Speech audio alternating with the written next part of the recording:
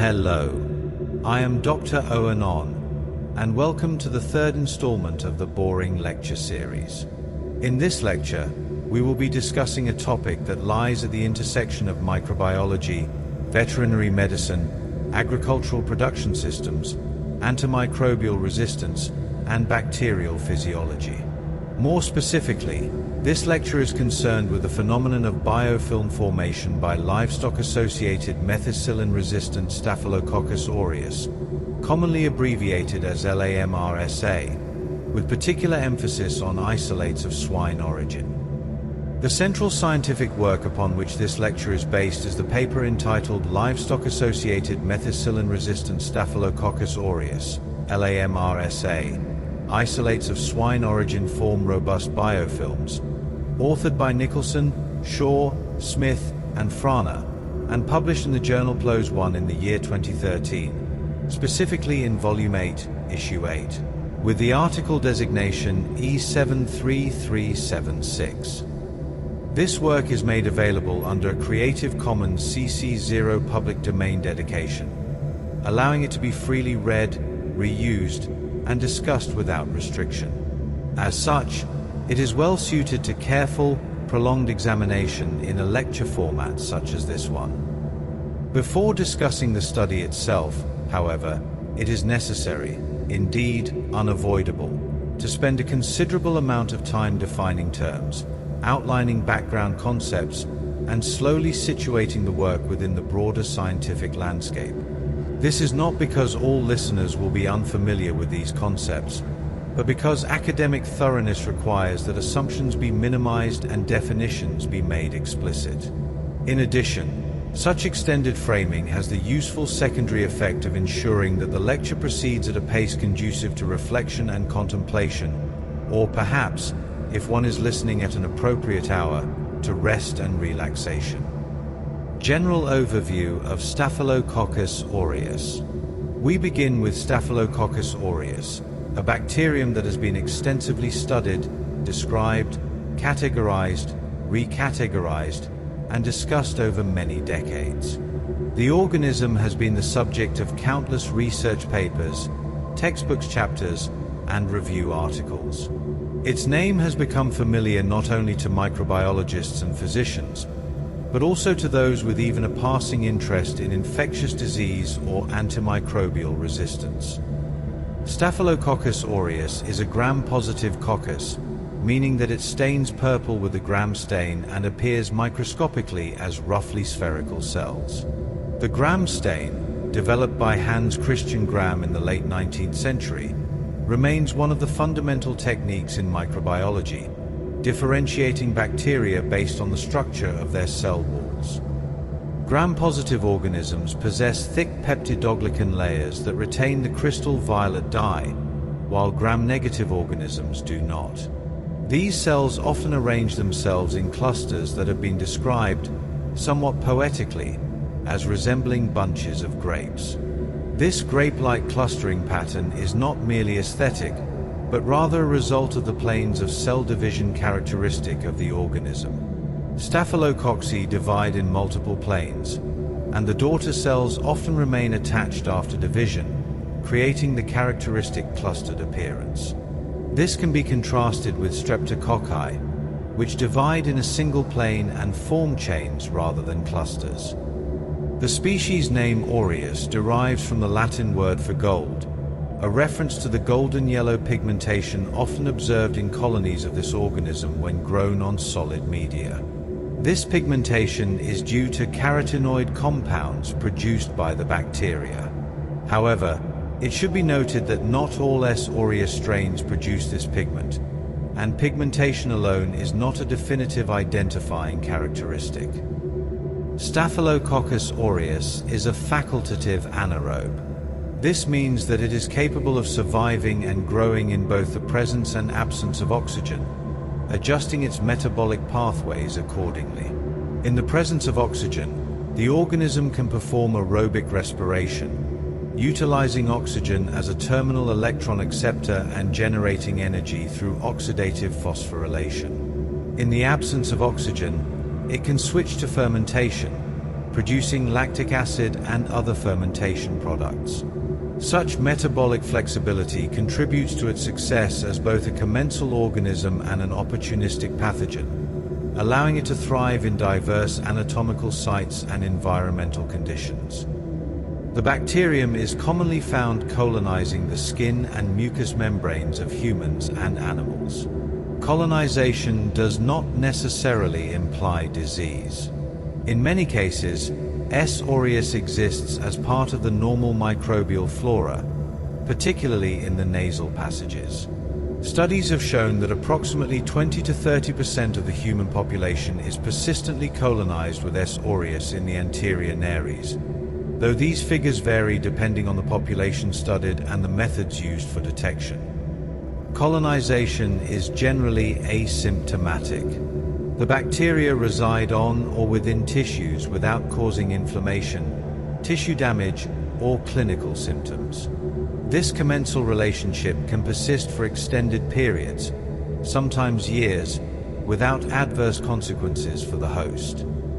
However, under certain conditions, such as breaches in skin integrity, immune compromise, or the presence of invasive devices, the organism may transition from a harmless colonizer to a cause of infection. This transition involves the expression of virulence factors, invasion of tissues, and evasion of host immune responses. The factors governing this transition are complex and remain an active area of research. S. aureus is capable of causing a wide range of infections. These include superficial skin infections such as folliculitis, furuncles, and impetigo, as well as more serious invasive infections such as bacteremia, endocarditis, pneumonia, osteomyelitis, and septic arthritis. The organism can also produce toxin-mediated diseases, including toxic shock syndrome and staphylococcal food poisoning. The ability of S. aureus to cause such diverse clinical manifestations is attributable to its extensive repertoire of virulence factors. These include surface proteins that mediate adherence to host tissues, enzymes that degrade host defenses, toxins that damage cells or modulate immune responses, and mechanisms for evading phagocytosis and antibody-mediated immunity. Among the surface proteins are adhesins, which facilitate attachment to extracellular matrix components such as fibronectin, fibrinogen, and collagen. These interactions are particularly important in the establishment of infection on implanted medical devices and damaged tissues. Secreted enzymes include coagulase, which causes plasma to clot and may serve to wall off infected areas from immune surveillance, staphylokinase, which dissolves fibrin clots, and various proteases and lipases that degrade host tissues. Toxins produced by S. aureus include hemolysins, which lyse red blood cells and other cell types, leukocidins, which target white blood cells, and superantigens such as toxic shock syndrome toxin and enterotoxins, which cause massive, non-specific activation of T cells leading to cytokine release and systemic effects. This extensive arsenal of virulence factors underscores the pathogenic potential of S. aureus and explains its success as a human and animal pathogen. Methicillin resistance as a defining feature. Methicillin-resistant Staphylococcus aureus, or MRSA, represents a subset of S. aureus strains that possess resistance to beta-lactam antibiotics, including methicillin and related compounds such as oxacillin, nafcillin, and most cephalosporins. This resistance is primarily mediated by the presence of the MEK gene, which encodes an altered penicillin-binding protein known as PBP2A, or penicillin-binding protein 2'. To understand the significance of this resistance mechanism, it is helpful to review the mechanism of action of beta-lactam antibiotics. Beta-lactam antibiotics interfere with bacterial cell wall synthesis by binding to penicillin-binding proteins, which are enzymes involved in the cross-linking of peptidoglycan strands. By inhibiting these enzymes, beta-lactams prevent the formation of a functional cell wall, leading to osmotic instability and cell lysis. In susceptible bacteria, beta-lactam antibiotics bind with high affinity to the active sites of penicillin-binding proteins, effectively shutting down cell wall synthesis. However, PBP2A has a reduced affinity for beta-lactam antibiotics due to structural differences in its active site. This allows cell wall synthesis to continue even in the presence of drugs that would otherwise inhibit it. The MEK-A gene is carried on a mobile genetic element known as the staphylococcal cassette chromosome MEK, or SC-MEK. This element can be transferred horizontally between bacteria, facilitating the spread of methicillin resistance. Multiple types of SC-MEK have been identified, varying in size and genetic content. These different types are often associated with different lineages of MRSA and may carry additional resistance genes. It is worth noting that in addition to MEK-A, a variant gene designated MEK-C has been identified in some S. aureus strains. MEK-C encodes a PBP2A variant with similar functional properties. Strains carrying MEK-C are also classified as MRSA, though they may exhibit different epidemiological patterns. The emergence of MRSA has been a subject of sustained concern within both human and veterinary medicine. Initially associated primarily with healthcare settings, MRSA later became recognized in community settings and, subsequently, in livestock populations.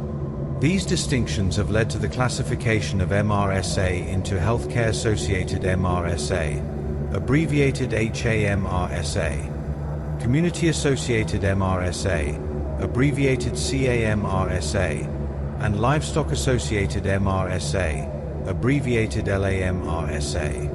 Healthcare-associated MRSA strains are typically acquired in hospitals, long-term care facilities, or other healthcare settings.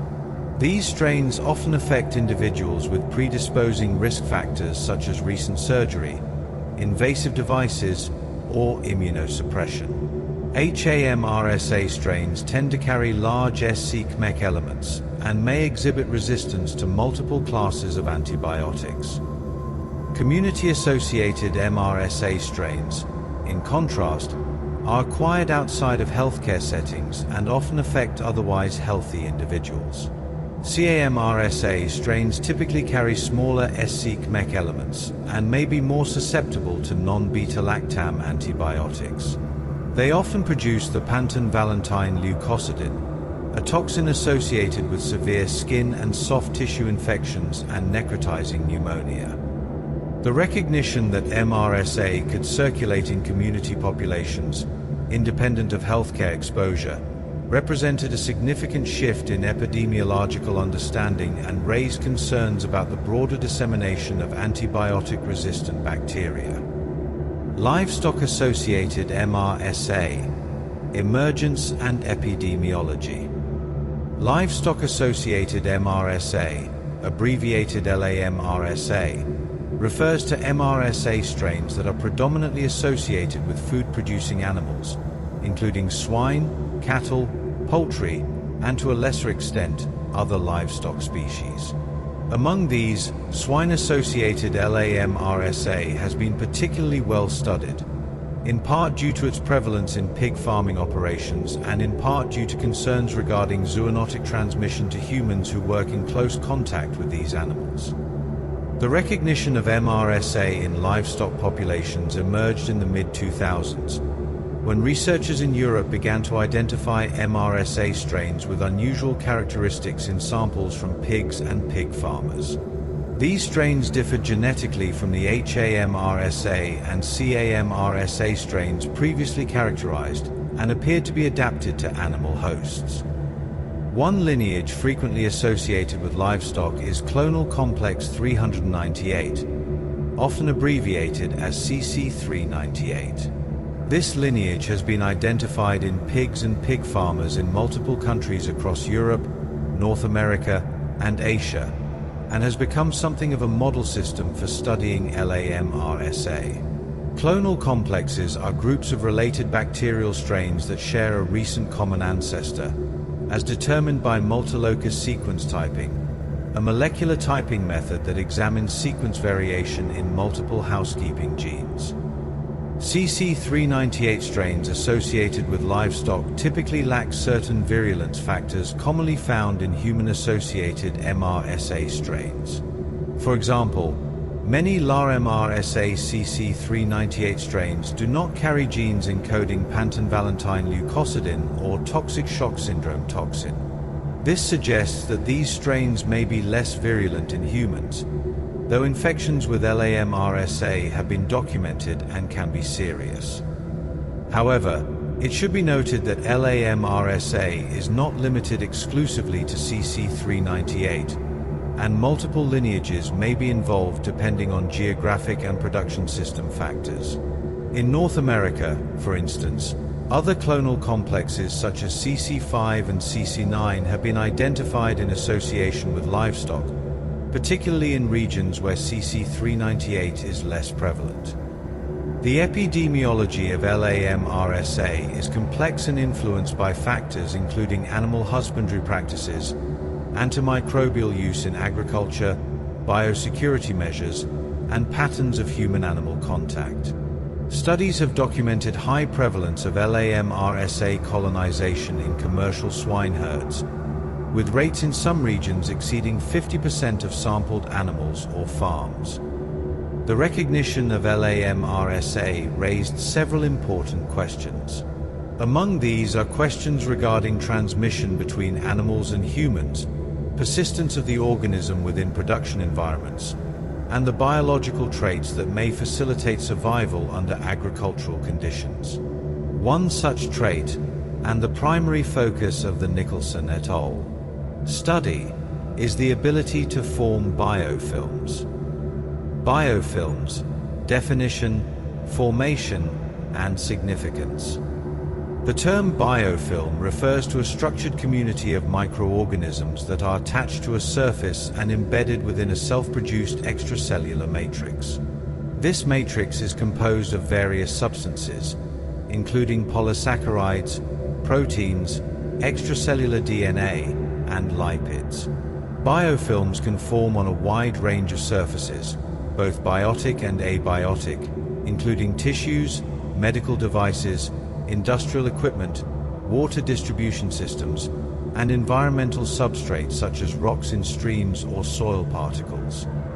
The concept of biofilms represents a departure from the traditional view of bacteria as free-floating, planktonic cells. While planktonic growth is certainly important and is the mode typically studied in laboratory culture systems, it has become increasingly clear that in many natural environments, bacteria exist predominantly in biofilm-associated states. Biofilm formation is not a random process. Rather, it is typically described as occurring in stages, though it should be acknowledged that these stages represent a simplified conceptual model and that the actual process is dynamic and complex. These stages include initial attachment, irreversible attachment, maturation, and dispersion. During initial attachment, planktonic bacteria come into contact with the surface and begin to adhere. This attachment may be mediated by weak, reversible interactions such as van der Waals forces, electrostatic interactions, or hydrophobic effects. At this stage, the bacteria can still detach relatively easily.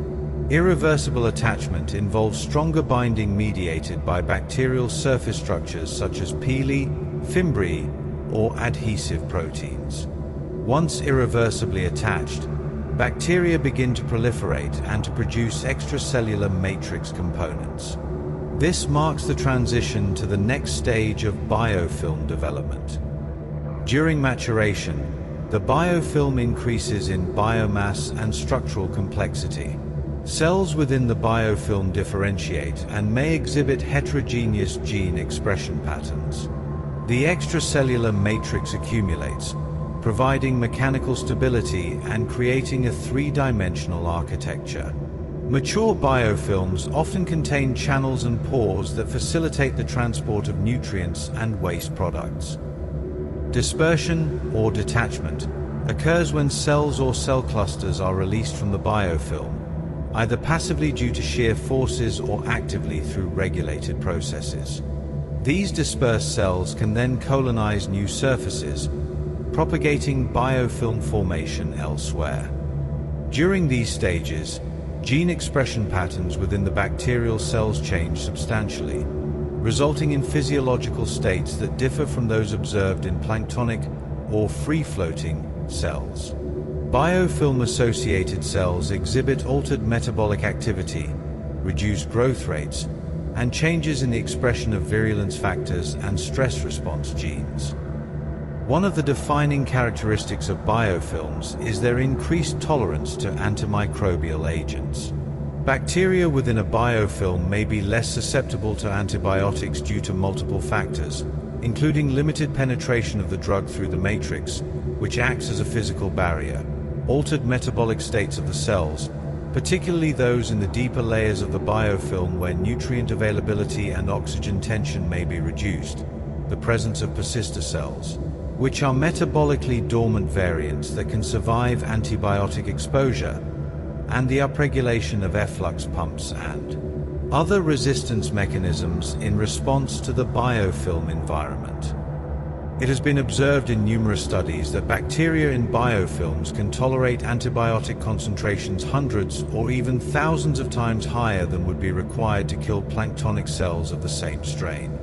This phenomenon has profound implications for the treatment of infections, as it may explain why some infections persist despite appropriate antibiotic therapy. As a result, biofilms are often implicated in chronic and recurrent infections.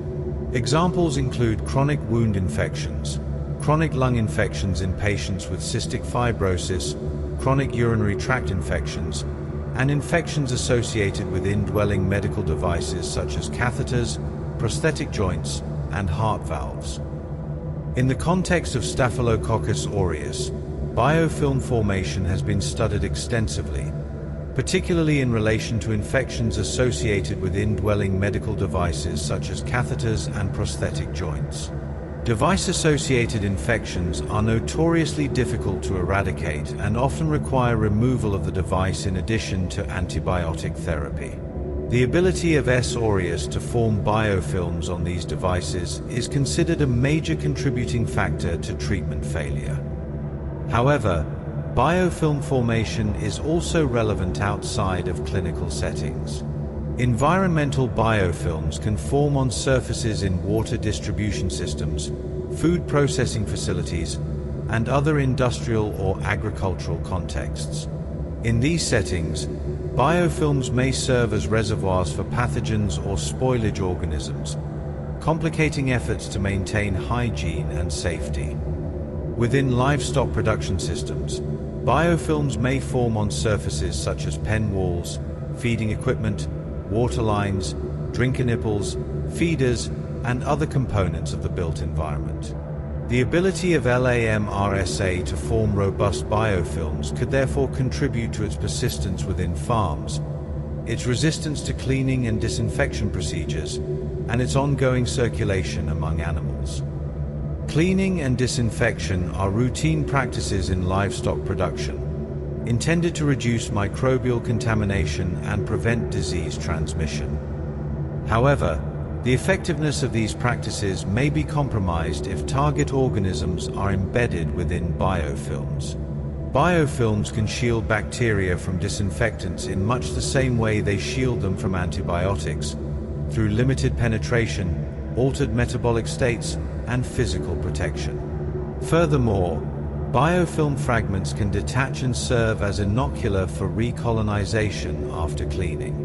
Even if surface-level disinfection is achieved, residual biofilm material may persist in crevices, joints, or porous surfaces, allowing bacterial populations to recover.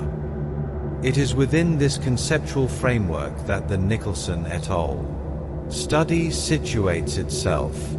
The authors sought to investigate whether LA-MRSA isolates of swine origin are capable of forming biofilms, and if so, whether these biofilms are robust when compared to those formed by other S. aureus strains. This question has both basic scientific and applied significance. From a basic science perspective, it addresses the phenotypic capabilities of a relatively recently recognized group of MRSA strains. From an applied perspective, it has implications for understanding persistence, transmission, and control of LA-MRSA in agricultural settings. This lecture will proceed by carefully unpacking the Nicholson et al. Paper in a methodical manner. Each section of the paper will be addressed in turn, with detailed explanation. Methods will be described in detail. Results will be addressed considerately. Interpretations will be explored cautiously, with attention to limitations and context.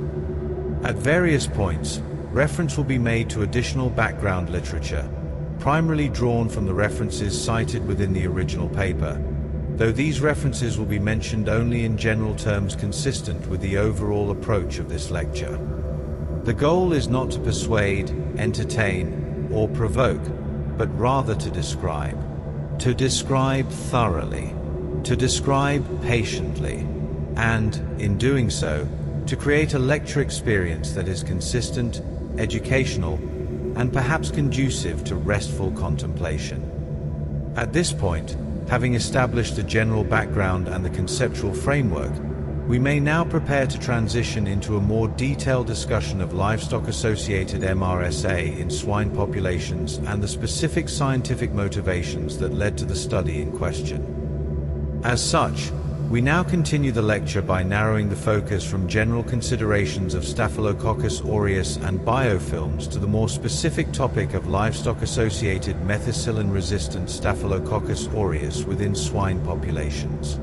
This transition is necessary, though it will be undertaken gradually and with appropriate attention to background detail. Swine production systems represent a unique ecological niche in which bacteria, animals, humans, and environmental surfaces interact in a relatively confined and often repetitive manner. Modern swine production typically involves large numbers of animals housed in close proximity, with standardized feeding, watering, and waste management systems. These conditions, while economically efficient and widely adopted in industrialized agriculture, also create opportunities for microbial persistence and transmission. Contemporary swine production is often organized into distinct phases, each associated with particular housing and management practices. The farrowing phase involves breeding sows and newborn piglets. The nursery phase involves weaned piglets transitioning from milk to solid feed. The finishing phase involves growing pigs being raised to market weight. Animals may move between facilities as they progress through these phases, creating networks of potential microbial exchange. Within each facility, animals are housed in pens or stalls constructed of concrete, metal, and plastic materials. Feeding is typically automated or semi-automated, with feed delivered via mechanical systems or bulk feeders. Water is provided through nipple drinkers or water bowls connected to plumbing systems. Ventilation systems regulate temperature and air quality. Waste is removed through slatted floors or periodic cleaning. These standardized systems are designed for efficiency, but they also create numerous surfaces that may serve as substrates for bacterial colonization and biofilm formation. Concrete floors may develop biofilms in porous areas or cracks. Metal bars and gates may accumulate organic material and moisture, supporting microbial growth. Water lines, particularly those with biofilm formation on interior surfaces, can harbor bacteria and release them periodically into drinking water. Feeding equipment may become contaminated with saliva, feed residue, and bacteria from the animals.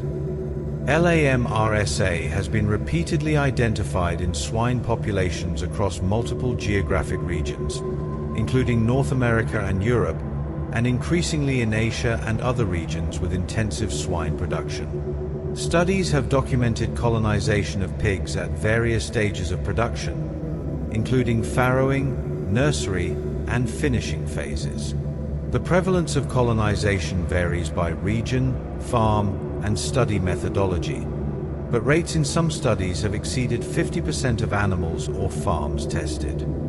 Colonization often occurs in the nasal passages, though other anatomical sites may also harbor the organism. Studies using swabbing techniques have detected LA-MRSA in the nares, throat, skin, perineum, and feces of pigs. The nasal cavity appears to be a particularly favorable site for colonization, perhaps due to the mucosal environment and the relatively constant temperature and humidity. Importantly, colonization does not necessarily result in overt disease. Many pigs carrying LA-MRSA appear clinically normal, exhibiting no signs of infection or illness. This asymptomatic carriage is consistent with the commensal nature of S. aureus in general. The bacteria reside on or within the host without causing harm under normal circumstances. Nevertheless, the presence of MRSA within these populations is of concern due to the potential for spread to other animals, contamination of the farm environment, and transmission to humans who work in close contact with livestock. While overt infections in pigs may be uncommon, the potential for zoonotic transmission and the contribution to the broader reservoir of antibiotic-resistant bacteria are significant public health considerations. One of the defining features of LA-MRSA is its association with occupational exposure. Individuals who work with swine, such as farmers, farm workers, veterinarians, and slaughterhouse workers, have been shown to have higher rates of MRSA colonization than the general population. This observation suggests that close and repeated contact with colonized animals can facilitate transmission. Studies comparing colonization rates between individuals with occupational livestock exposure and those without such exposure have consistently found elevated rates in the exposed group. In some studies, colonization rates among pig farmers have been reported to be 10 to 20 times higher than in the general population, though these figures vary depending on the region and the specific practices involved. The mechanisms underlying such transmission are complex and multifactorial. Direct contact between humans and animals is one pathway. Handling of animals, particularly activities that involve close proximity to the nasal or oral regions, may facilitate transfer of bacteria. Indirect contact via contaminated surfaces, dust particles, or equipment is another pathway. Airborne transmission via dust-containing skin squames, dried fecal material, or aerosolized droplets may also occur, particularly in enclosed housing systems with high animal density and limited ventilation. In this context, the ability of LA-MRSA to persist in the environment becomes a critical factor. If the organism can survive on surfaces for extended periods, or if it can exist in a protected state within biofilms, the opportunities for transmission are amplified. Persistence, in turn, is influenced by multiple bacterial traits. Among these traits, resistance to antimicrobial agents and disinfectants has received considerable attention. MRSA strains may exhibit cross-resistance to disinfectants or enhance survival under desiccation or other environmental stresses. However, resistance alone may not fully explain long-term environmental survival. Structural and physiological adaptations, such as biofilm formation, may also play a significant role. The swine farm environment contains numerous surfaces that may serve as substrates for bacterial attachment. These include concrete floors, which may be porous and retain moisture, metal bars, which may corrode or accumulate organic deposits, plastic feeding troughs, which may develop scratches or biofilm layers, rubber hoses, which may harbor bacteria on interior or exterior surfaces, and water delivery systems, which are particularly prone to biofilm formation due to the constant presence of moisture and nutrients. Cleaning and disinfection protocols are routinely implemented in swine production facilities, typically during the period between groups of animals, often referred to as the all-in, all-out management system. After animals are moved out of a facility, the facility is emptied, cleaned, disinfected, and allowed to dry before new animals are introduced. This practice is intended to break the cycle of pathogen transmission. However, the effectiveness of cleaning and disinfection may vary depending on the organism and the surface involved. Some bacteria are more resistant to disinfectants than others. Some surfaces are more difficult to clean thoroughly. And, critically, biofilms are known to be particularly difficult to eradicate once established. Within a biofilm, bacteria are protected from environmental stresses, including desiccation, temperature fluctuations, and chemical agents such as disinfectants. The extracellular matrix acts as a barrier, limiting the penetration of disinfectant molecules.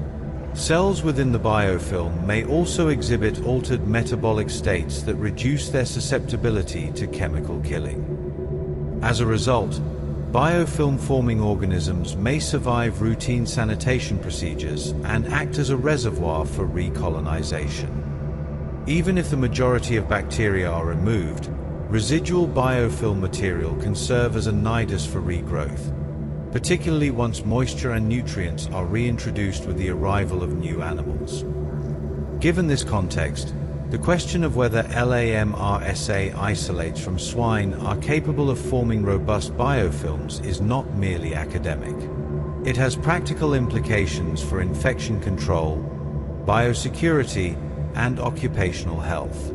If LA-MRSA forms robust biofilms, then conventional cleaning practices may be insufficient, and alternative or enhanced strategies may be required.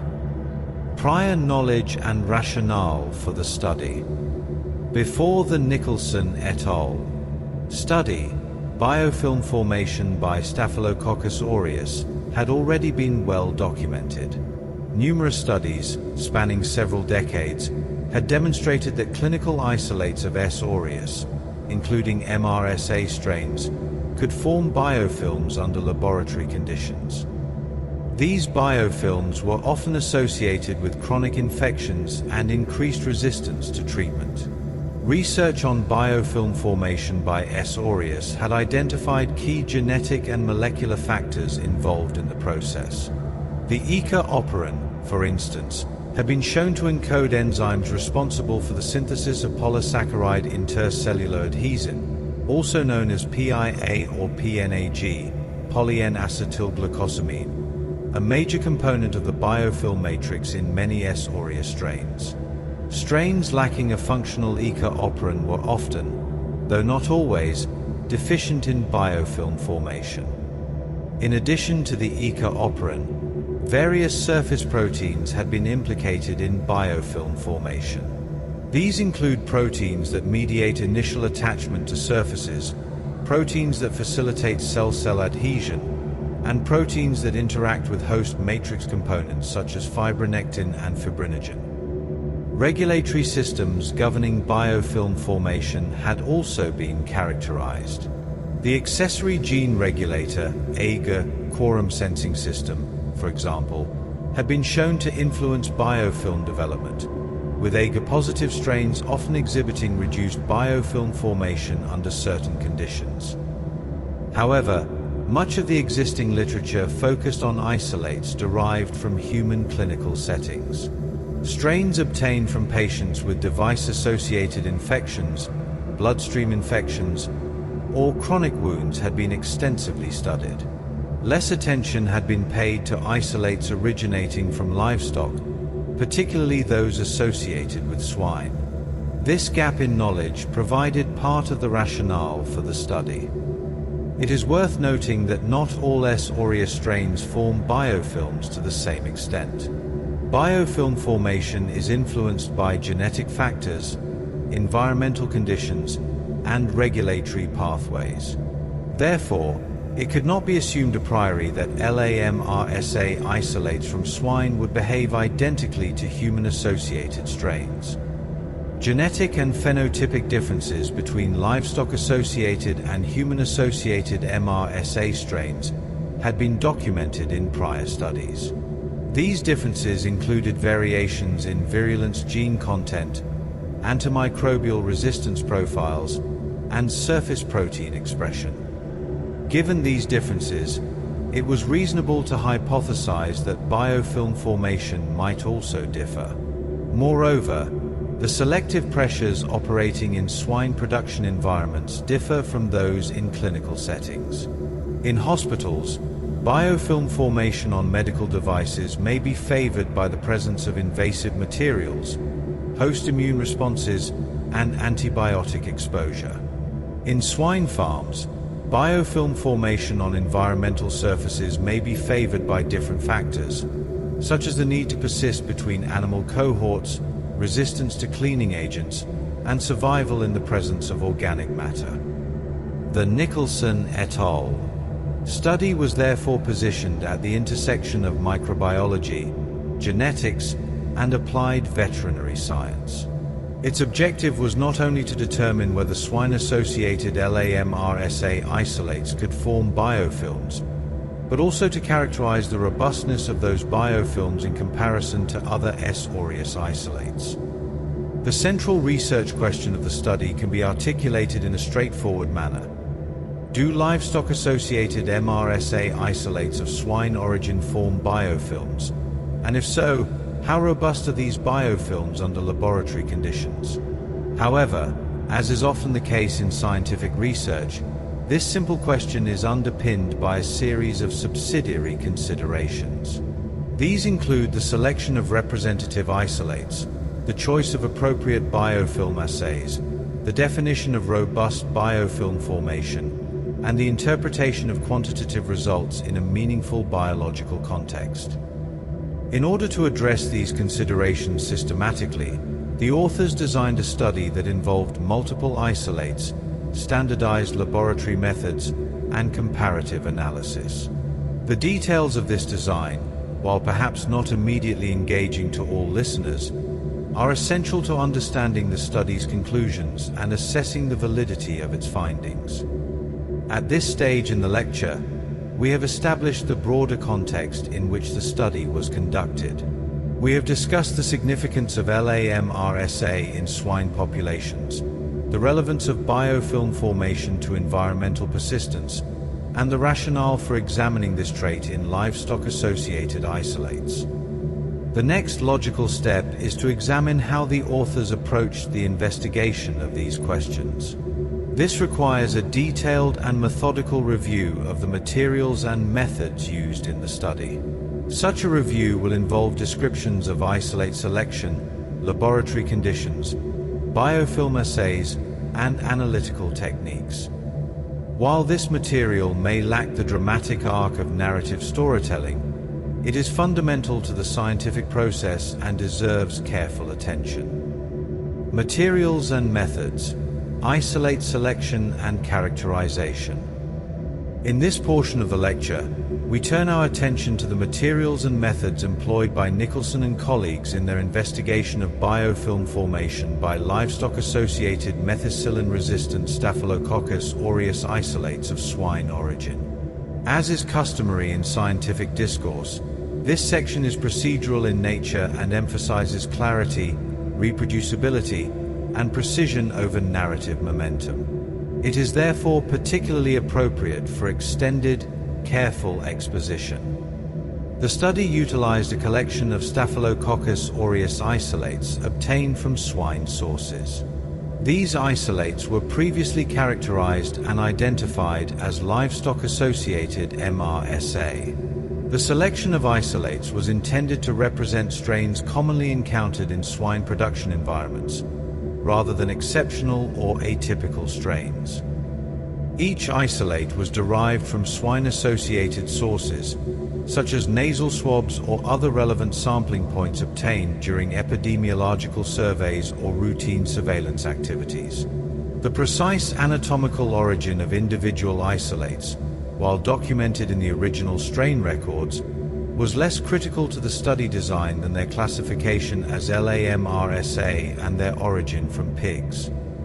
What is important is that these isolates were not hypothetical or simulated strains, but rather organisms recovered from real-world agricultural settings. They represent the diversity of LA-MRSA circulating in swine populations at the time the samples were collected. The inclusion of multiple isolates allowed the authors to assess variability among strains. Rather than relying on a single representative organism, the study design acknowledged that biological systems exhibit heterogeneity. This heterogeneity, while sometimes complicating analysis and interpretation, provides a more realistic picture of microbial behavior in natural populations.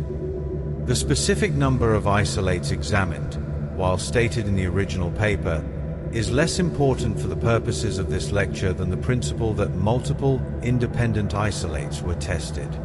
This approach guards against the possibility that results might be unique to a single strain and provides a basis for generalizing findings.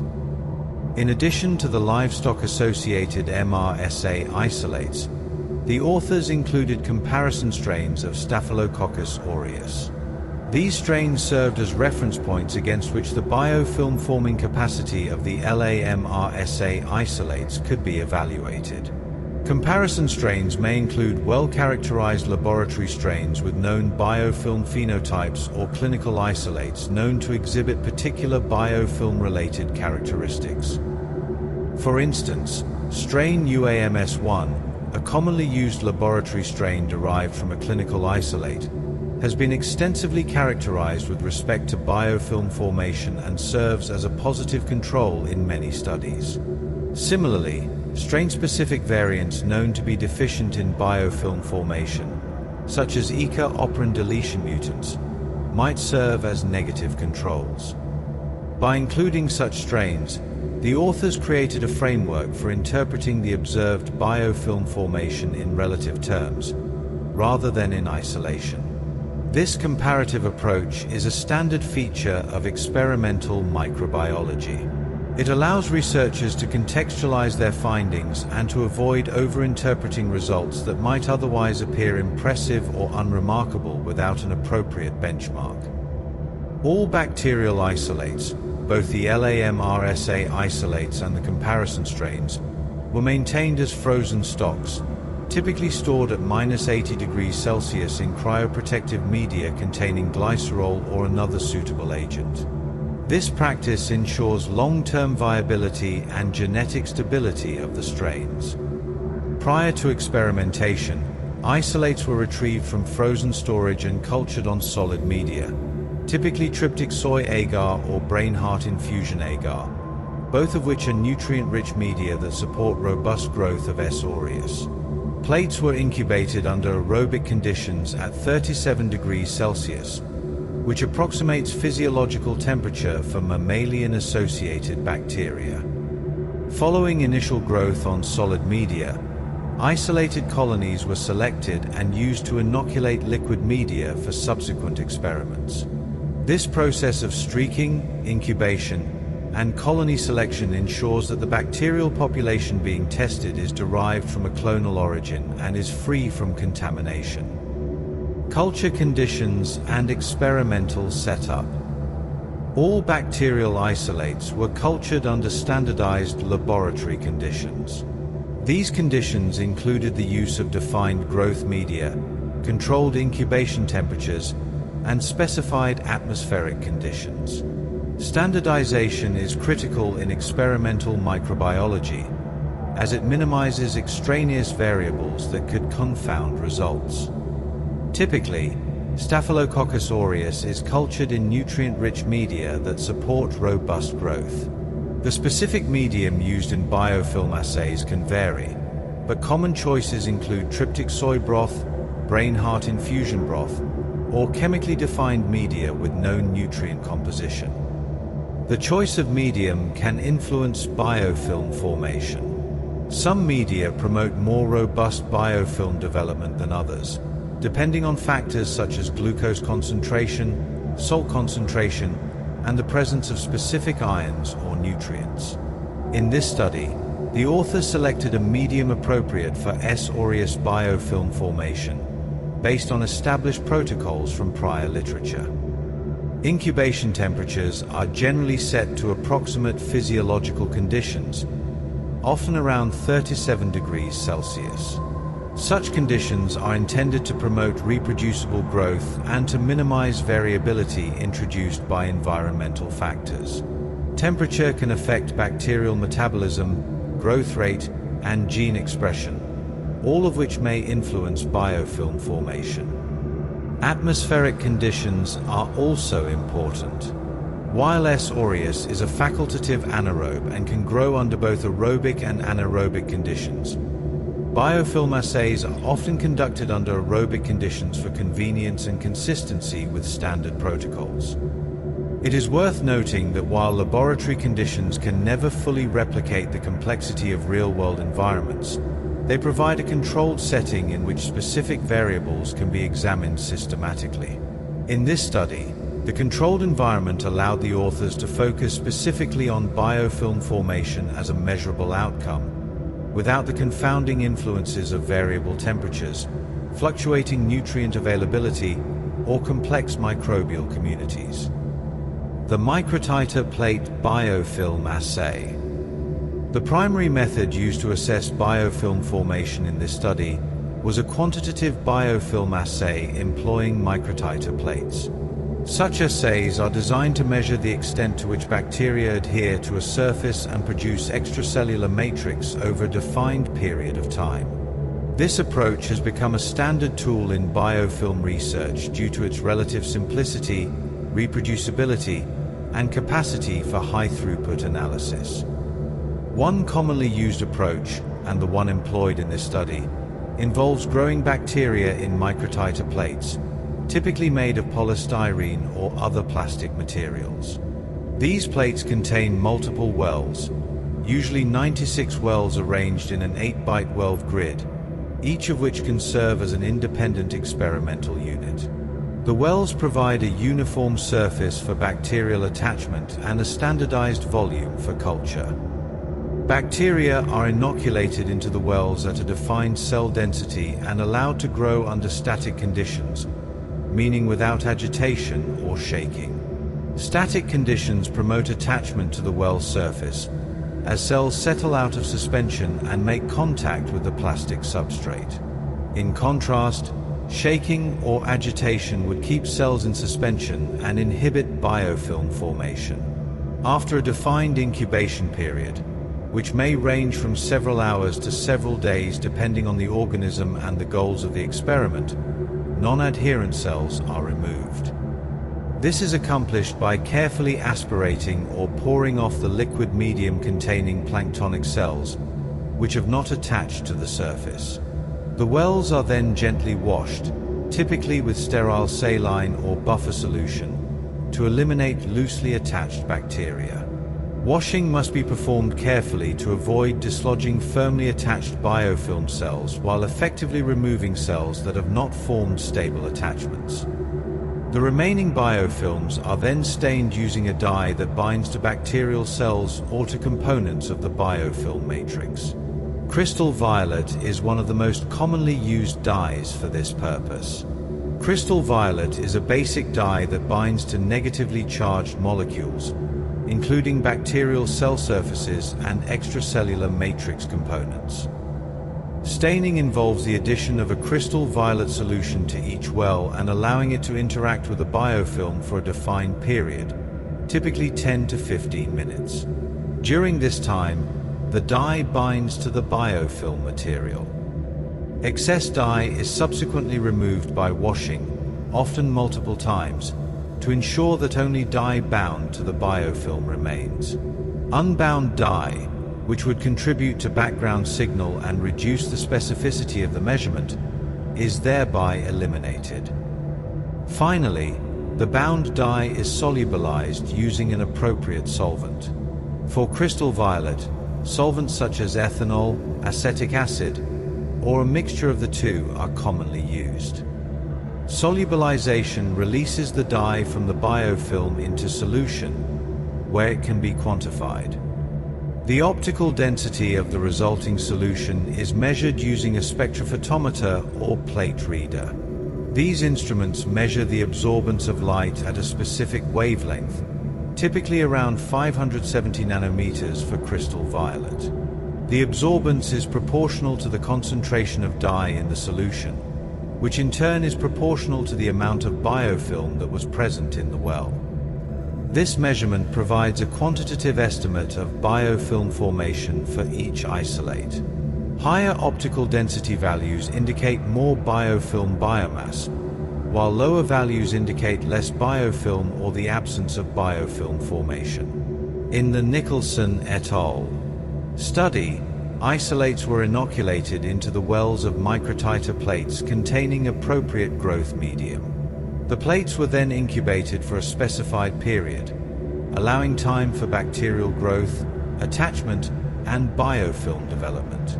The duration of incubation, while specified in the original paper, is less important for the purposes of this lecture than the principle that a standardized incubation period was used for all isolates, ensuring comparability. Following incubation, the liquid medium containing planktonic cells was carefully removed. This step is sometimes performed by gently tipping the plate and allowing the liquid to pour off, or by using a vacuum aspirator or multi-channel pipette to remove the liquid from each well individually. Care must be taken to avoid disrupting the biofilm during this process. The wells were gently washed to eliminate loosely attached bacteria, leaving behind cells that were firmly adhered to the surface and embedded within the biofilm matrix. Washing is typically performed multiple times, with each wash involving the addition of a defined volume of sterile saline or buffer, followed by removal of the liquid. The remaining biofilms were then stained using crystal violet, as described above. Staining involved the addition of a dye solution, which was allowed to interact with the biofilm for a defined period. Excess dye was subsequently removed by washing, and the wells were rinsed to remove unbound stain. This rinsing step is critical, as any residual unbound dye could artificially inflate the measured optical density. Finally, the bound dye was solubilized using a solvent, and the optical density of the resulting solution was measured using a spectrophotometer or plate reader. This measurement provided a quantitative estimate of biofilm formation for each isolate tested. Replication and statistical considerations. To ensure reliability, experiments were performed with multiple replicates. Replication is a cornerstone of experimental science, as it allows researchers to assess variability and to distinguish consistent patterns from random fluctuations or experimental error. In this study, replicate wells were used for each isolate. This means that each isolate was tested in multiple wells within the same experiment, providing multiple independent measurements of biofilm formation. The number of replicate wells, while specified in the original paper, is less important for this lecture than the principle that replication was employed. In addition to technical replicates within a single experiment, the experiments were repeated on separate occasions, providing biological replicates. This repetition across independent experimental runs helps to ensure that the observed results are not due to anomalies specific to a particular batch of media, a particular plate, or a particular day's experimental conditions. By averaging results across replicates, the authors aim to obtain a more stable and representative measure of biofilm formation. Mean optical density values were calculated for each isolate, along with measures of variability such as standard deviation or standard error. Statistical analysis was performed to determine whether observed differences among isolates were statistically significant. This typically involves the use of analysis of variance, t-tests, or other appropriate statistical tests, depending on the experimental design and the distribution of the data. The goal of statistical analysis in this context is not to prove that biofilm formation occurred, this is evident from the data, but rather to assess whether differences among isolates or groups of isolates are greater than would be expected by chance alone. Consistency in experimental execution was emphasized throughout the study. All isolates were treated identically with respect to culture conditions, inoculation procedures, incubation times, washing protocols, staining procedures, and measurement techniques. This uniformity reduces the likelihood that observed differences are attributable to methodological inconsistencies rather than genuine biological differences among the isolates. Data analysis and categorization. The quantitative data generated by the biofilm assays were recorded and organized for analysis. Optical density values were compared among isolates and between groups. Comparisons might include LA-MRSA isolates versus comparison strains, or subgroups of LA-MRSA isolates based on genetic or epidemiological characteristics. The authors categorized isolates based on their biofilm forming capacity, often using descriptive terms such as weak, moderate, or strong biofilm formers. These categories were defined relative to control strains and established thresholds, which might be based on prior literature or on the distribution of values observed in the current data set. For example, isolates with optical density values below a certain cutoff might be classified as weak biofilm formers, those with values in an intermediate range as moderate biofilm formers, and those with values exceeding a higher cutoff as strong biofilm formers. These cutoffs are somewhat arbitrary but provide a convenient framework for interpretation. While such categorizations provide a convenient way to summarize results and facilitate discussion, it is important to recognize that biofilm formation exists along a continuum. The assignment of discrete categories is a pragmatic choice rather than a reflection of underlying biological boundaries. An isolate classified as a moderate biofilm former is not fundamentally different from one classified as strong if their optical density values are very similar but happen to fall on opposite sides of a threshold. Nevertheless, categorization can be useful for identifying general trends and for highlighting isolates with particularly robust or particularly weak biofilm forming capacity. Methodological limitations and considerations. As with any experimental method, the biofilm assay used in this study has limitations. Microtiter plate assays provide a simplified model of biofilm formation that may not fully capture the complexity of biofilms in natural environments. Factors such as fluid flow, surface heterogeneity, and microbial community interactions are not represented in this system. In real-world settings, biofilms often develop under conditions of fluid flow, which can influence both the structure and the composition of the biofilm. For example, biofilms in water distribution systems experience constant flow, which affects nutrient delivery, waste removal, and the physical forces acting on the biofilm. Surface heterogeneity is another factor. Natural surfaces are rarely as uniform as polystyrene microtiter plates. They may have cracks, crevices, porous regions, or coatings of organic material, all of which can influence bacterial attachment and biofilm development. Microbial community interactions are also important in many real-world biofilms, which often contain multiple bacterial species or even fungi and other microorganisms. These organisms may interact through competition, cooperation, or metabolic exchange, influencing the overall structure and function of the biofilm. The pure culture biofilm assay used in this study does not account for such interactions. Temperature fluctuations, nutrient variability, and other environmental stresses that bacteria encounter in the real world are also absent from the controlled laboratory setting. Despite these limitations, the microtiter plate biofilm assay offers a reproducible and widely accepted means of comparing biofilm formation across isolates under standardized conditions. It has been used in hundreds of published studies and provides a common framework for comparison across different research groups and different bacterial species. The authors acknowledge these limitations implicitly through their cautious interpretation of results. Rather than claiming direct equivalence between laboratory biofilms and those formed in swine production environments, they framed their findings as indicative of biofilm forming potential.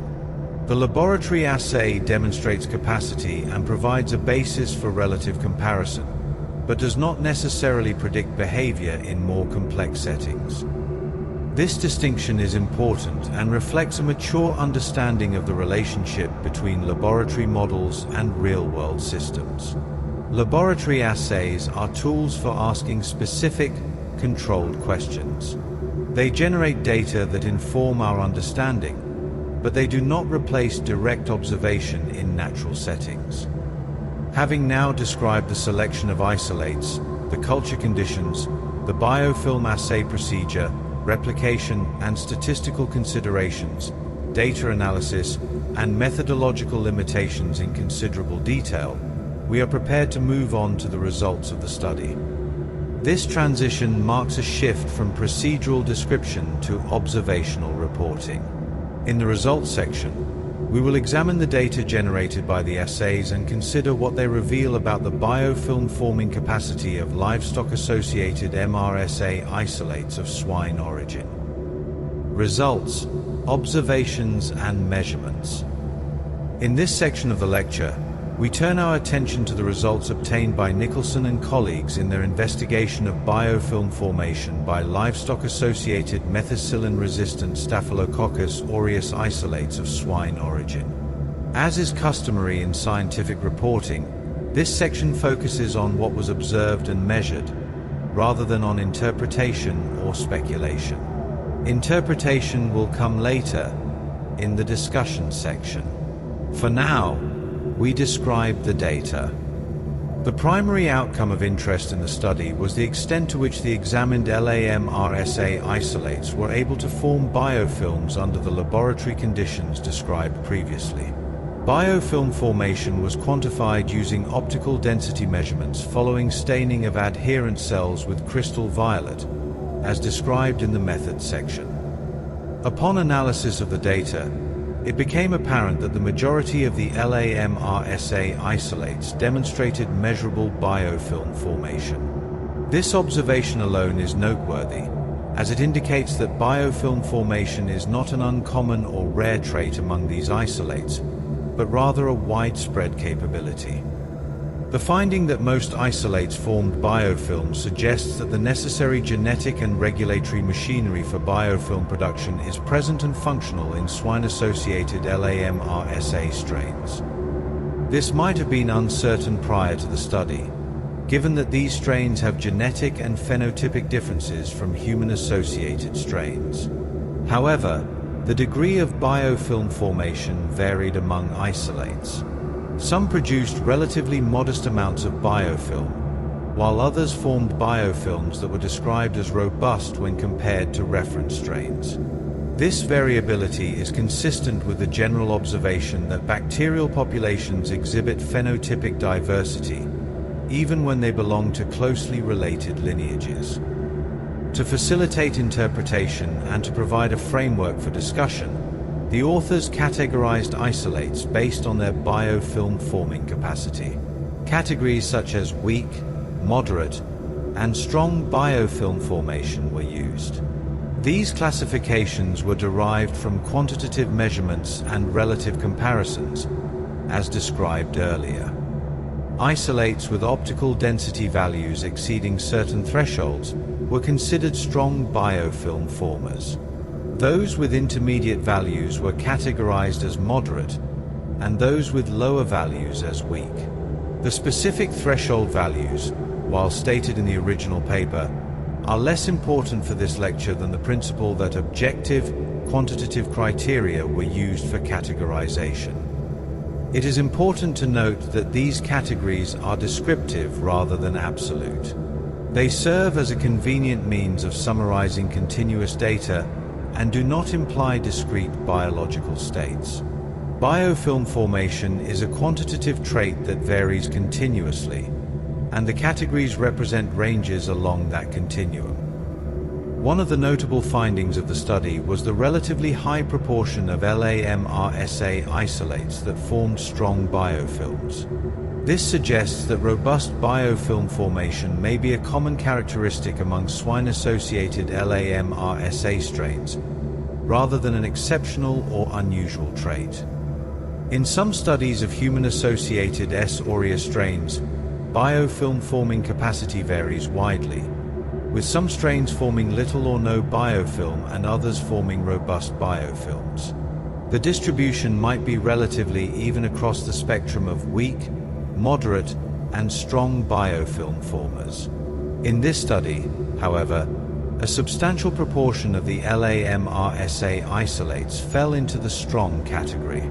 This skewed distribution suggests that there may be selective pressure in swine production environments favoring strains with enhanced biofilm forming capacity, or that the genetic background of LA-MRSA lineages commonly found in swine is conducive to biofilm formation.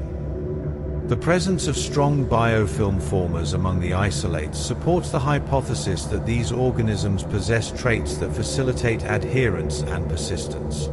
While the study does not directly examine the genetic basis of these traits, the phenotypic observation itself is significant and provides a foundation for future genetic and mechanistic studies. When compared to control strains of Staphylococcus aureus, many LA-MRSA isolates exhibited comparable or greater levels of biofilm formation. This comparison provides important context for the observed results. Control strains with known biofilm phenotypes served as benchmarks. For example, if a well-characterized strain known to be a strong biofilm former produces an optical density of, say, 2.0 in the assay, and an LA-MRSA isolate produces an optical density of 2.2, this indicates that the LA-MRSA isolate is comparable to the reference strain. The fact that swine-associated LA-MRSA isolates matched or exceeded these benchmarks indicates that their biofilm forming capacity is not diminished relative to other S. aureus strains. This finding challenges any assumption that livestock-associated strains might be less adept at biofilm formation due to differences in selective pressures or genetic background. Instead, the results suggest that LA-MRSA strains are fully capable of forming robust biofilms, at least under laboratory conditions, and that this capacity is comparable to that of well-studied human-associated strains. Despite the overall tendency toward robust biofilm formation, variability was observed among individual isolates. Not all isolates behaved identically, and differences in optical density measurements were evident. Some isolates formed very strong biofilms, while others formed moderate or weak biofilms. Such variability is consistent with biological diversity. Even within a defined group such as LA-MRSA isolates of swine origin, genetic and phenotypic differences can influence behavior. Different isolates may carry different variants of biofilm-related genes, may have mutations in regulatory genes, or may differ in gene expression patterns. The observation of variability underscores the importance of examining multiple isolates rather than relying on a single representative strain. If the study had examined only one or two isolates, the conclusions might have been misleading, either overestimating or underestimating the typical biofilm forming capacity of LA-MRSA. By including a diverse set of isolates, the authors were able to capture the range of biofilm forming phenotypes present in the LA-MRSA population, providing a more complete and nuanced picture. The study design allowed for assessment of biofilm formation at defined time points. Measurements taken after standardized incubation periods provided a snapshot of biofilm development under the chosen conditions. While time course experiments tracking biofilm formation over multiple time points could provide additional information about the kinetics of biofilm development, the snapshot approach is sufficient to address the primary question of whether LA-MRSA isolates form robust biofilms. Consistency across replicates and experimental runs was noted in the results, lending confidence to the reproducibility of the findings. Replicate measurements generally produced similar optical density values, indicating that the observed biofilm formation was not an artifact of experimental inconsistency or technical error. When a measurement is reproducible across multiple replicates and multiple independent experiments, it provides strong evidence that the observed phenomenon is real and not the result of chance or experimental variability. When the results are considered collectively, several patterns emerge. First, biofilm formation is a common trait among the LA-MRSA isolates examined. The majority of isolates demonstrated measurable biofilm formation, and it was not limited to a small subset of strains. Second, a substantial proportion of these isolates form robust biofilms under laboratory conditions. The distribution of biofilm forming capacity was skewed toward the stronger end of the spectrum, with many isolates falling into the strong biofilm former category. Third, the level of biofilm formation is comparable to, and in some cases exceeds, that of reference S. aureus strains. This indicates that LA-MRSA is not deficient in biofilm forming capacity relative to other well-studied S. aureus lineages. These patterns provide a descriptive foundation upon which further discussion can be built. However, at this stage of the lecture, it is important to resist the urge to interpret these findings too broadly or to extrapolate beyond what the data support. The results presented thus far establish that LA-MRSA isolates of swine origin are capable of forming biofilms, and that these biofilms can be robust. What remains to be addressed is the significance of these observations, their implications for understanding LA-MRSA persistence and transmission, and the limitations that should be considered when interpreting the findings. In scientific discourse, the discussion section serves to place results within a broader context, to consider their implications, and to acknowledge limitations. Such considerations require careful, measured language and a willingness to recognize uncertainty. In the next section of the lecture, we will begin to explore the discussion presented by Nicholson and colleagues. We will examine how the authors interpret their findings, how they relate them to existing literature, and what cautious conclusions they draw, always keeping in mind the distinction between what the data show and what they might imply. Discussion. Interpretation of findings. In this section of the lecture, we move from the presentation of results to their interpretation. This transition is marked not by enthusiasm or speculation, but by careful contextualization and measured reflection. The discussion provided by Nicholson and colleagues is deliberate and restrained, characteristics that are appropriate given the nature of the study and the complexity of the questions being addressed. The observation that many livestock-associated MRSA isolates of swine origin form robust biofilms invites consideration of what this capability may signify. Biofilm formation is widely regarded as a survival strategy, enabling bacteria to persist in environments that would otherwise be hostile or that would rapidly clear planktonic cells.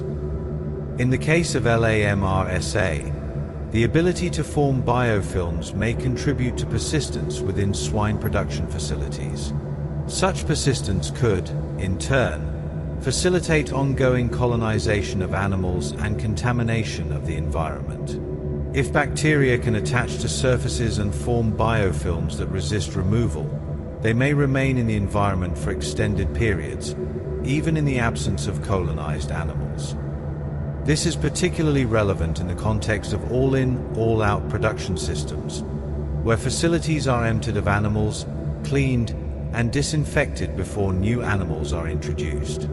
If LA-MRSA can persist in biofilms on surfaces such as waterlines, pen fixtures, or feeding equipment, it may survive the cleaning process and recolonize incoming animals. However, it is important to emphasize that the study demonstrates potential rather than inevitability. The formation of biofilms under laboratory conditions does not guarantee identical behavior in complex, real-world settings. The authors acknowledge this distinction by framing their conclusions cautiously, noting that the laboratory assay measures capacity but does not directly demonstrate environmental persistence. Nicholson et al. Situate their findings within the broader body of literature on Staphylococcus aureus biofilms. Previous studies, conducted over several decades, have established that S. aureus strains associated with human infections can form biofilms, particularly in the context of chronic infections and implanted medical devices. For example, biofilm formation has been extensively studied in relation to catheter-associated infections, prosthetic joint infections, and infections of other indwelling devices. In these contexts, biofilms are recognized as a major factor in treatment failure, as bacteria within biofilms are highly tolerant to antibiotics and may persist despite appropriate therapy. The current study extends this knowledge to livestock-associated strains, demonstrating that the capacity for biofilm formation is not limited to human-associated isolates. This extension is significant, as it suggests that biofilm-related persistence may be a general feature of S. aureus, rather than a niche adaptation specific to certain lineages or ecological contexts. At the same time, the authors refrain from claiming novelty beyond what the data support. They do not assert that LA-MRSA biofilms are categorically different from those formed by other strains, only that they are robust and prevalent among the isolates examined. This measured approach reflects an appropriate level of scientific caution. Within swine production systems, biofilm formation by LA-MRSA may have several practical implications, though these implications should be considered as possibilities rather than certainties, given the limitations of laboratory-based studies. Biofilms on surfaces such as waterlines or pen fixtures could serve as reservoirs for bacteria, complicating efforts to control contamination. Waterlines, in particular, are known to be prone to biofilm formation in many agricultural and industrial settings. Biofilms can develop on the interior surfaces of pipes, and bacteria can be periodically released from these biofilms into the water, potentially exposing animals to LA-MRSA. Pen fixtures, feeding equipment, and other surfaces that are in regular contact with animals may also harbor biofilms. If these biofilms are not effectively removed during cleaning, they could serve as sources of recontamination. Routine cleaning and disinfection protocols may be less effective against biofilm-associated bacteria than against planktonic cells. This is a well-documented phenomenon in biofilm research. Disinfectants that are highly effective against free-floating bacteria may have reduced efficacy against biofilms due to limited penetration through the biofilm matrix, altered metabolic states of biofilm cells, or the protective effect of the matrix itself. This could necessitate adjustments to sanitation practices, such as the use of higher disinfectant concentrations, longer contact times, or mechanical removal methods to physically disrupt biofilms before chemical disinfection. However, the study does not directly evaluate intervention strategies, and the authors appropriately avoid prescriptive recommendations. Instead, they highlight the need for awareness and further research. Understanding that LA-MRSA can form robust biofilms should inform approaches to cleaning and disinfection, but the specific strategies that would be most effective require additional investigation, ideally including studies conducted under conditions that more closely resemble real-world swine production environments. The potential for transmission of LA-MRSA from animals to humans is an ongoing concern in public health and occupational medicine. If biofilm formation contributes to environmental persistence, it may indirectly influence the risk of human exposure. Individuals working in swine production environments may encounter LA-MRSA not only through direct contact with colonized animals, but also through contact with contaminated surfaces. If biofilms on environmental surfaces serve as reservoirs, they could increase the duration and extent of such contamination, thereby increasing opportunities for human exposure.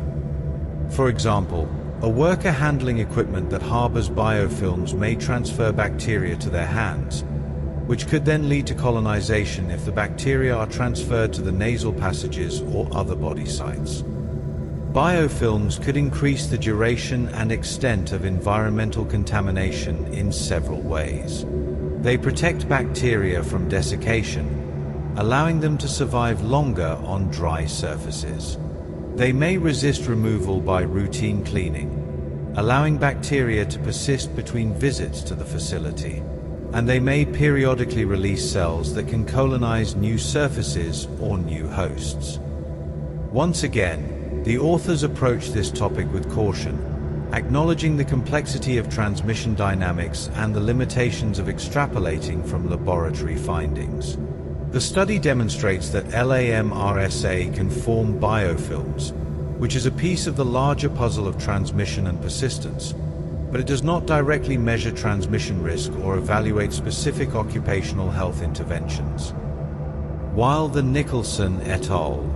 Study is primarily phenotypic, focusing on observed biofilm formation rather than on the underlying genetic or molecular mechanisms, the results invite speculation about the genetic basis of biofilm formation in LA-MRSA. Biofilm formation in S. aureus is known to be influenced by a variety of genes and regulatory systems. The ECA operin, which encodes enzymes responsible for the synthesis of polysaccharide intercellular adhesin, is one well-characterized biofilm determinant. Strains carrying a functional ECA operin often, though not always, form robust biofilms. Surface proteins, such as those encoded by genes in the FNB, fibronectin-binding protein, family or the CLFA and CLFB, clumping factor, genes, also contribute to biofilm formation by mediating attachment to surfaces or to other cells. Regulatory systems, including the accessory gene regulator, AGA, quorum sensing system and various two-component regulatory systems, modulate the expression of biofilm-related genes in response to environmental signals. The observation that many LA-MRSA isolates form robust biofilms suggests that these genetic and regulatory components are present and functional. However, the specific alleles, expression patterns, or regulatory networks involved in LA-MRSA biofilm formation were not examined in this study. Future studies could employ whole genome sequencing, transcriptomic analysis, or targeted mutagenesis to identify the genetic determinants of biofilm formation in LA-MRSA and to determine whether LA-MRSA strains differ from human-associated strains in these respects. Such mechanistic studies could provide insights into why biofilm formation is common among LA-MRSA isolates and whether specific genetic variants or regulatory adaptations contribute to enhanced biofilm forming capacity in the swine production environment. In their discussion, Nicholson et al. Reiterate the limitations inherent in their methodological approach, demonstrating an appropriate level of scientific humility and a commitment to transparency. Laboratory biofilm assays, while useful, represent simplified systems. Variables such as mixed microbial communities, fluctuating environmental conditions, and mechanical forces are not captured in microtiter plate assays. As such, the results should be interpreted as indicative rather than definitive. Mixed microbial communities are a particular consideration. In real-world swine production environments, LA-MRSA does not exist in isolation. It coexists with a diverse array of other bacteria, including other Staphylococcus, streptococci, enterococci, gram-negative bacteria, and environmental microbes. These organisms may interact with LA-MRSA in ways that influence biofilm formation, either promoting it through cooperative interactions or inhibiting it through competition or antagonism. Fluctuating environmental conditions are another factor. Laboratory assays typically maintain constant temperature, nutrient availability, and pH. In swine facilities, these parameters may vary with changes in ambient temperature, feed composition, animal activity, and cleaning cycles. Such fluctuations could influence bacterial physiology and biofilm formation in ways not captured by static laboratory assays. Mechanical forces, such as fluid flow or physical abrasion, are also absent from the microtiter plate assay. In water distribution systems, for instance, biofilms experience constant fluid flow, which exerts shear stress and can influence biofilm structure and stability. On surfaces subject to contact with animals or equipment, biofilms may experience physical disruption. The microtiter plate assay does not replicate these forces. This acknowledgement of limitations serves to temper conclusions and to underscore the need for complementary studies using alternative models. Such studies might include flow cell systems, which allow biofilms to develop under controlled fluid flow, ex vivo models using materials and conditions that more closely mimic swine production environments, or in situ studies conducted directly in swine facilities. The author's recognition of these limitations reflects a mature understanding of the relationship between laboratory models and real-world systems and an appreciation for the iterative nature of scientific inquiry. Rather than concluding with definitive statements or prescriptive recommendations, the discussion points toward areas for future investigation. This is a common and appropriate feature of scientific papers, as each study raises new questions even as it answers old ones. These areas for future research include studies examining biofilm formation under conditions that more closely mimic swine production environments, as well as investigations into the genetic determinants of biofilm formation in LA-MRSA. Studies examining biofilm formation under more realistic conditions might involve the use of materials commonly found in swine facilities, such as concrete, galvanized metal, or specific types of plastic. They might involve exposure to organic matter, temperature fluctuations, or cleaning agents. They might examine biofilm formation in the presence of other microorganisms or under conditions of intermittent nutrient availability. Investigations into the genetic determinants of biofilm formation could employ comparative genomics to identify genes or genetic variants associated with strong biofilm formation. They could use gene knockout or complementation studies to test the role of specific genes. They could examine gene expression patterns in biofilm versus planktonic cells to identify regulatory networks. Longitudinal studies examining persistence and transmission over time may also provide valuable insights. Such studies could help clarify the relationship between biofilm formation and epidemiological patterns. For example, do farms with higher levels of environmental biofilm contamination have higher rates of LA-MRSA colonization in animals or workers? Does the ability to form biofilms correlate with the persistence of specific LA-MRSA strains over multiple production cycles? These are empirical questions that require field-based studies and careful epidemiological investigation.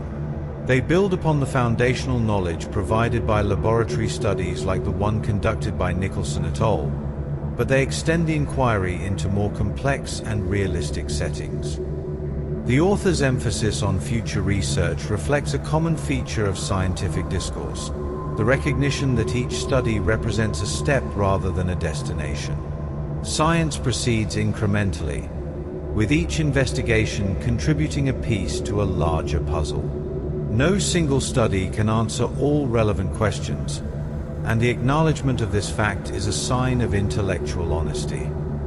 In summarizing their findings, Nicholson and colleagues conclude that LA-MRSA isolates of swine origin are capable of forming robust biofilms in vitro. This conclusion is supported by the data and articulated without overstatement. The term in vitro, meaning in glass or in a laboratory setting, is used deliberately to distinguish laboratory observations from real-world behavior. The study does not claim to resolve questions regarding control or prevention of LA-MRSA in swine production systems, nor does it propose specific interventions. Instead, it contributes descriptive knowledge that may inform future work.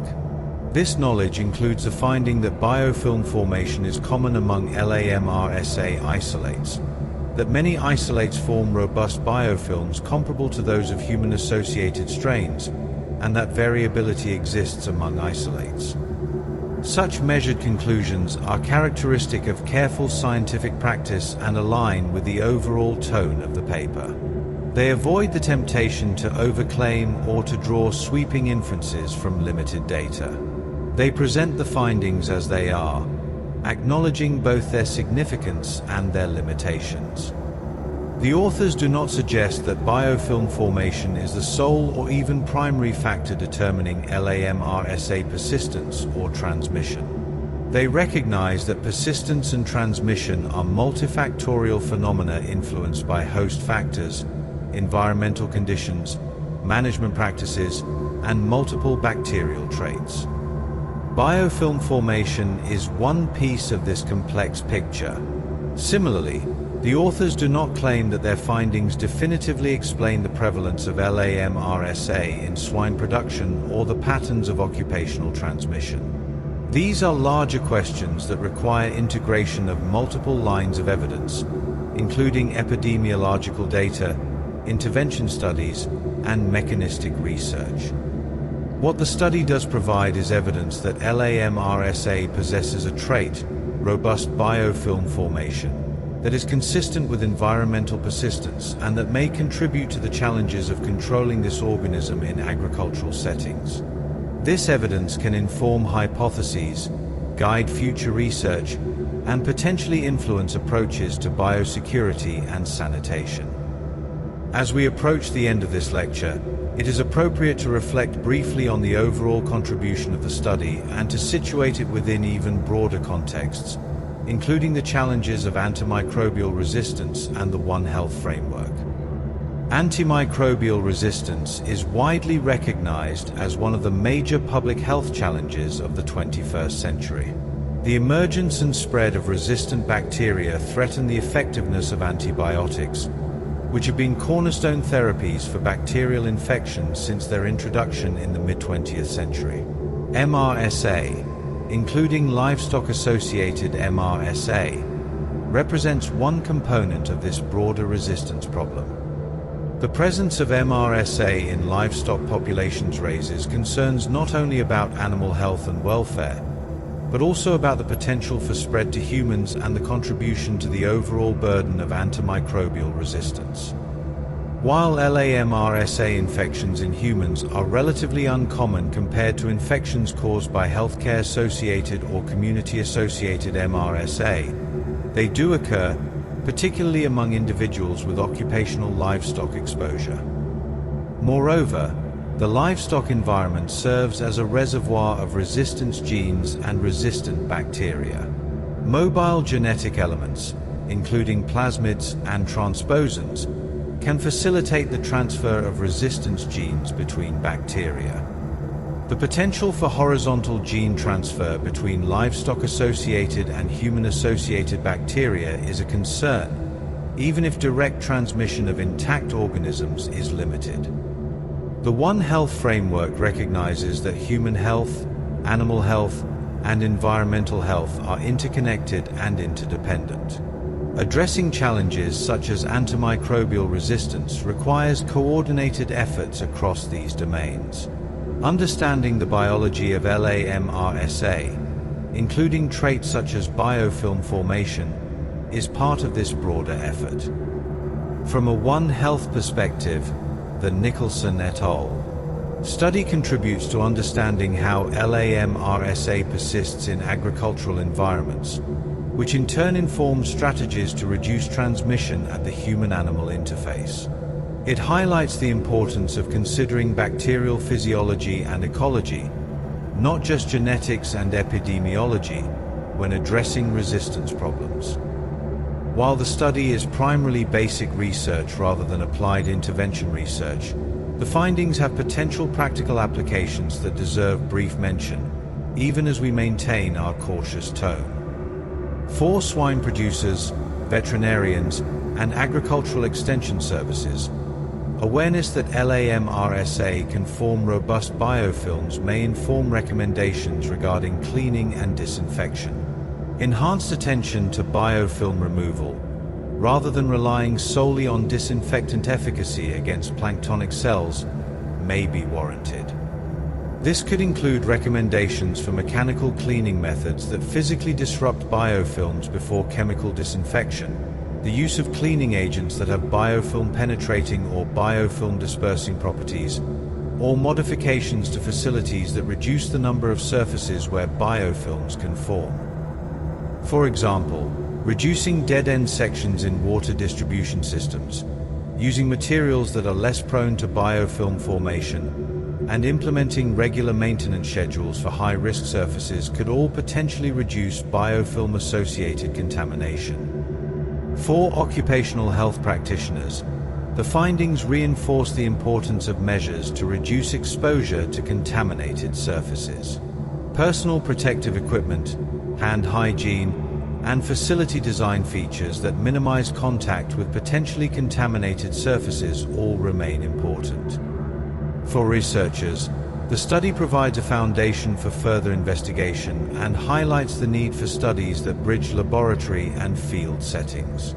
Collaboration between microbiologists, veterinary scientists, epidemiologists, and agricultural engineers may be needed to fully address the challenges posed by LA-MRSA. The study also has educational value. It provides a clear example of how basic microbiological research can inform understanding of applied problems. It demonstrates the importance of phenotypic characterization and comparative analysis, and it models appropriate scientific communication, including careful framing of conclusions and acknowledgement of limitations. For students of microbiology, veterinary medicine, or public health, the study offers lessons in experimental design, data interpretation, and scientific writing. It shows how relatively straightforward methods can be applied to address meaningful questions, and how results should be contextualized within existing knowledge. For broader audiences, including policymakers and the general public, the study contributes to understanding of antimicrobial resistance as a complex, multifaceted problem that requires sustained research and coordinated action across sectors. As we conclude our detailed examination of this study, it is worth reflecting on what it represents in terms of the scientific process. The Nicholson et al. Paper is not a dramatic breakthrough or a revolutionary finding. It does not overturn existing paradigms or propose radical new theories. Instead, it represents the kind of careful, incremental work that forms the foundation of scientific progress. The study asks a focused question, employs appropriate methods, reports results transparently, and draws measured conclusions. It acknowledges what is known and what remains unknown. It situates its findings within existing literature and points toward future directions. These are the hallmarks of sound scientific practice. In an era where scientific communication sometimes emphasizes novelty, impact, and dramatic claims, studies like this one serve as a reminder that much of science consists of patient accumulation of knowledge, careful observation, and modest claims. This approach may lack immediate excitement, but it builds a reliable foundation for understanding. The deliberate pace of this lecture, with its extended explanations and cautious interpretations, mirrors the deliberate pace of scientific inquiry itself. Science is not a sprint but a marathon, not a series of eureka moments but a gradual accumulation of evidence and understanding. In this final portion of the lecture, we will revisit the material that has been presented, restating key observations and conclusions in a measured and methodical manner. This repetition is intentional. It serves both to reinforce understanding and to provide a sense of closure appropriate to a long, carefully paced academic discussion.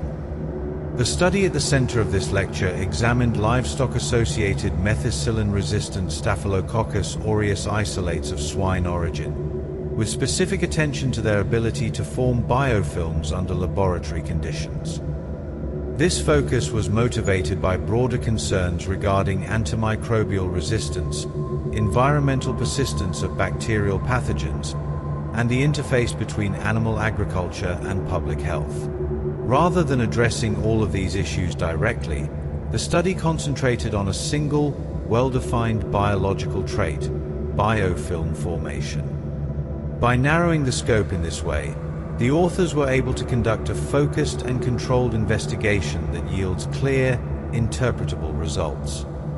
This is often more valuable than attempting to address multiple complex questions simultaneously, which can lead to ambiguous or confounded results. At the outset, we reviewed the basic characteristics of Staphylococcus aureus, including its role as both a commensal organism and an opportunistic pathogen.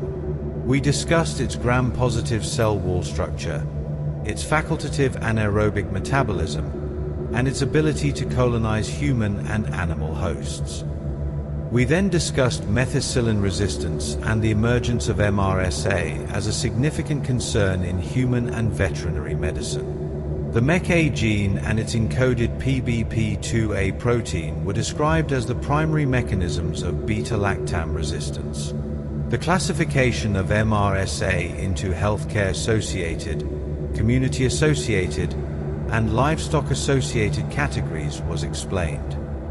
Livestock-associated MRSA was introduced as a distinct category, characterized by its association with food-producing animals and its relevance to occupational exposure. Swine production systems were described as environments in which close contact, repeated exposure, and environmental persistence may facilitate bacterial transmission. We discussed the prevalence of LA-MRSA in swine populations, the patterns of colonization in animals, and the documented occupational transmission to humans working in close contact with pigs. The public health significance of LA-MRSA was framed in terms of antimicrobial resistance and zoonotic potential. Biofilms were then introduced as structured microbial communities capable of enhancing survival and tolerance to antimicrobial agents. The stages of biofilm formation, initial attachment, irreversible attachment, maturation, and dispersion were described. The characteristics of biofilms, including increased antibiotic tolerance and the role of the extracellular matrix, were explained. The relevance to S. aureus and to environmental persistence in agricultural settings was emphasized. Biofilm formation on environmental surfaces in swine production facilities was identified as a potential mechanism for LA-MRSA persistence and a potential target for intervention. The study was positioned within this conceptual framework as an investigation of whether LA-MRSA isolates from swine possess the capacity for robust biofilm formation. The materials and methods used by Nicholson and colleagues were reviewed in considerable detail. Swine-associated LA-MRSA isolates were selected to represent strains commonly encountered in swine production environments. Multiple isolates were included to account for biological variability. Comparison strains were included to provide context for interpreting results. All isolates were cultured under standardized laboratory conditions, including defined media, controlled temperature, and aerobic atmosphere. The primary assay was a quantitative microtiter plate biofilm assay. Isolates were inoculated into wells, incubated to allow biofilm formation, washed to remove non-adherent cells, stained with crystal violet, and quantified by optical density measurement. Replication was emphasized, with multiple wells per isolate and repetition of experiments. Statistical analysis was performed to assess the significance of observed differences. Data were organized and isolates were categorized based on biofilm forming capacity. Limitations of the assay were acknowledged, including its simplified representation of complex, real-world environments. The controlled laboratory setting allows for focused investigation, but does not fully replicate the conditions bacteria encounter in swine production facilities. The results demonstrated that the majority of LA-MRSA isolates examined were capable of forming biofilms. Moreover, a substantial proportion of these isolates formed biofilms that were characterized as robust, falling into the strong biofilm former category. Variability among isolates was observed, reflecting biological diversity within the LA-MRSA population. When compared to reference S. aureus strains, many LA-MRSA isolates exhibited comparable or greater biofilm forming capacity. The results were presented descriptively, with appropriate use of quantitative data and statistical measures. The findings were summarized in clear, objective language, without overinterpretation. In discussing the results, the authors considered the potential implications of robust biofilm formation for environmental persistence within swine production systems. Biofilms may contribute to the difficulty of eliminating LA-MRSA from farm environments and may indirectly influence transmission dynamics. Comparisons with existing literature suggested that biofilm formation is a common trait among S. aureus strains and is not limited to those associated with human infections. The findings extend previous knowledge to livestock-associated strains. The discussion emphasized caution, noting that laboratory observations do not necessarily translate directly to field conditions. The study demonstrates capacity but does not directly measure environmental persistence or transmission.